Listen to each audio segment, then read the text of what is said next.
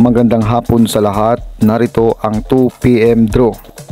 Araw ng Sabado, October 28, 2023. Para sa 2D Lotto, 6, 15 in exact order.